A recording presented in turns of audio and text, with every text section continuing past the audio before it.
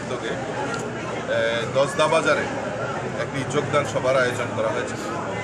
আর সেখানে সিপিএম এবং ত্রিপুরা মথা থেকে প্রায় 298 পরিবার, প্রায় 1100-র উপর ভোটার আজকে ভারতীয় জনতা পার্টিতে যোগদান করেছে।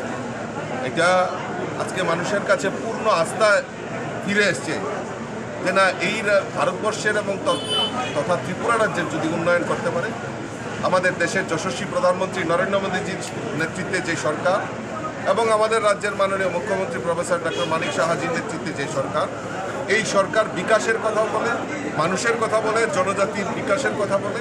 তাই মানুষের কাছে পূর্ণ আস্থা যে না, অন্য কোনো দল নয়, একমাত্র ভারতীয় জনতা পার্টি পারে এই ত্রিপুরা রাজ্যের উন্নয়ন করতে। তাই দিকে দিকে ভারতীয় জনতা পার্টিতে সামিল হচ্ছে।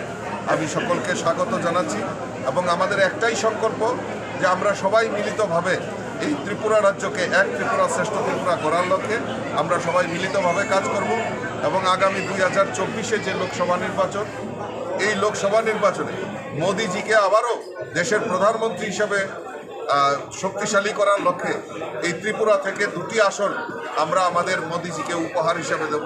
সেই লক্ষ্যমাত্রা রেখে আমরা আমাদের সংগঠনও আমরা একত্রিত হয়ে কাজ করছি।